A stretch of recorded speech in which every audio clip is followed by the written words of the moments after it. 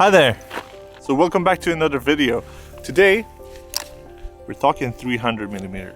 My plan for this video is to take this 300 2.8 lens from Sigma out in the field to see how it performs on the Sony A7IV with the MC11 adapter. And I'm gonna try to figure out if 300mm is enough for like general bird photography and stuff. So the plan is to walk around here in the forest to see if I can find something to photograph, and hopefully some birds can come close enough to me to be able to capture them.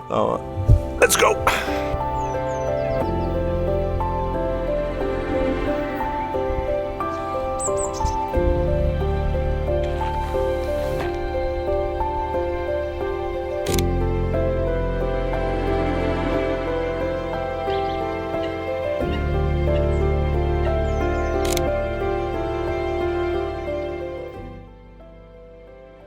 So that shot isn't the best shot. To be able to get a good shot, I would have to get down to their eye level. And sometimes it's not worth doing that, because the birds are really vulnerable this time of year. And a little bit of disturbance can really screw things up for them. So it's important for us humans to take responsibility. We can get those shots another day.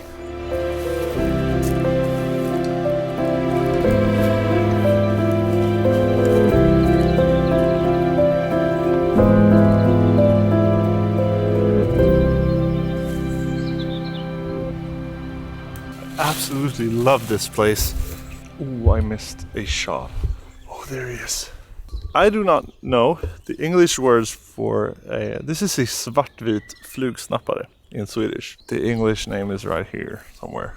I've always wanted a good shot of one of those.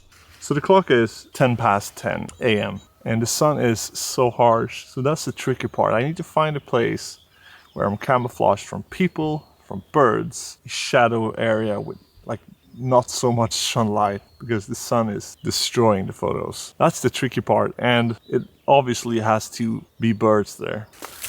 This is like a paradise for ticks, so I have to check myself as soon as I get home. But I haven't had my first one for this year, so I'm probably jinxing it right now.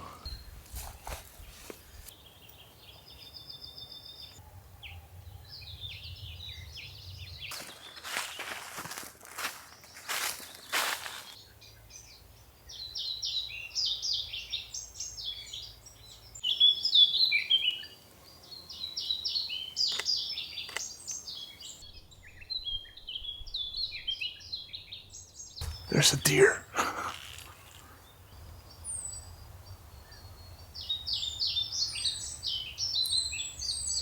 gonna try to sneak on it, because he's running into the forest where I sit. Yep, he just ran past me into the forest, so he's gone. A cute little fallow deer. Nice. So from my experiences is that when you walk around like this trying to find a place in the forest to sit, you have to walk through the forest, and the birds are kind of changing places and are flying somewhere else. But I find it that like 15 minutes is enough for them to kind of come back, and if you're camouflaged, they won't really care that much. The movements you do is really important, and to be honest, it's not really ideal to have the camera like this, because without even thinking, if I see a bird, I will probably just move the camera like this and try to really get the photo, and that could easily be a reason that they fly away again. So having the camera on a tripod with a pretty stiff like resistance on the movements, it's much easier to get a grip of yourself and not scare the animals away, because the tripod is like slowing you down a bit. I need to shut up now for a bit.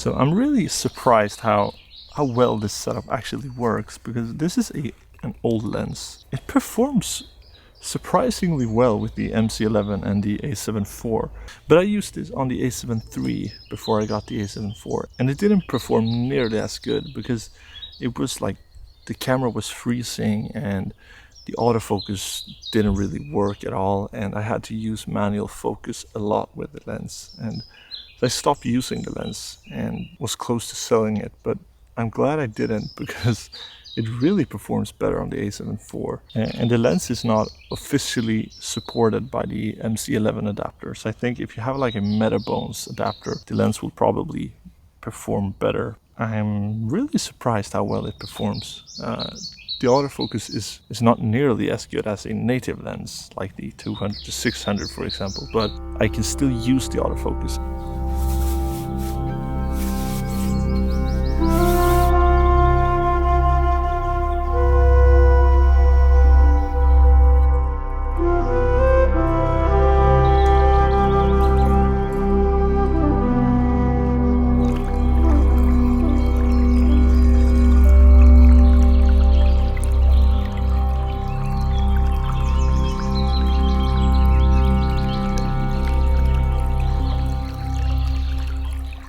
I'm at a new spot today. The light yesterday was so harsh and I didn't really get any shots that I was happy with, because sometimes you have days that just, you know, nothing goes as planned, and I spilled food on my shirt and like all the little small details that can ruin your day.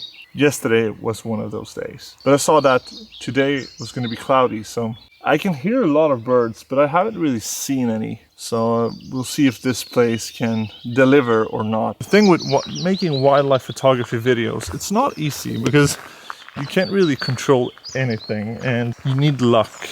And sometimes you can't have luck every day, so it's a bit tricky. But if I don't get a banger shot, it's not the whole world, I guess.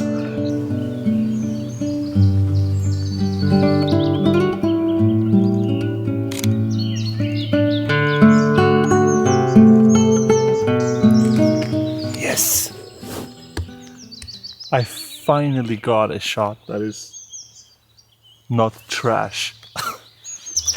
And it's sharp, yes. So would the photo be even better on 600mm? It would. It would be a really nice close-up shot, but I only have 300 today, and that's what we are doing. So I'm happy with the result, but I will crop it. And I can hear and see Forsäla. I have no idea the English word. And I'm sorry for this. I'm gonna put all the English words and I will learn them in English, but I have a hard time learning them in Swedish, so I'm starting there.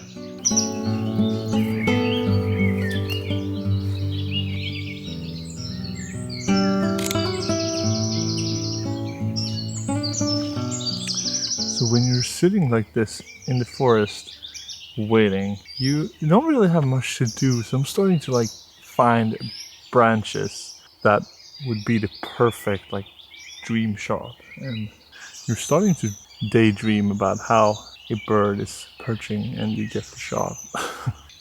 You see this branch right here, it has no leaves on it, but it's a really good distance from where I'm sitting, so if something would sit there, I would get a really smooth background and probably some kind of bokeh balls, as we have the water is flowing right behind it.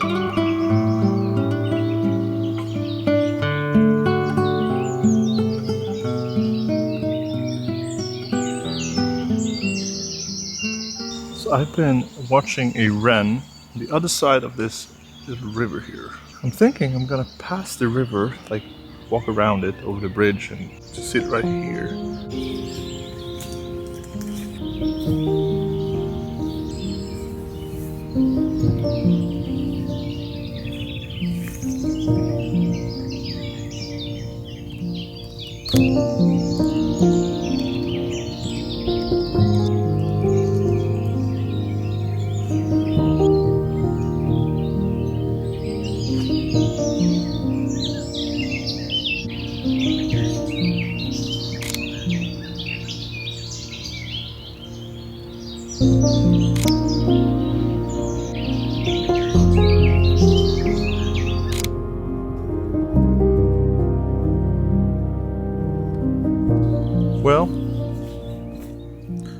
didn't get that shot of the wren.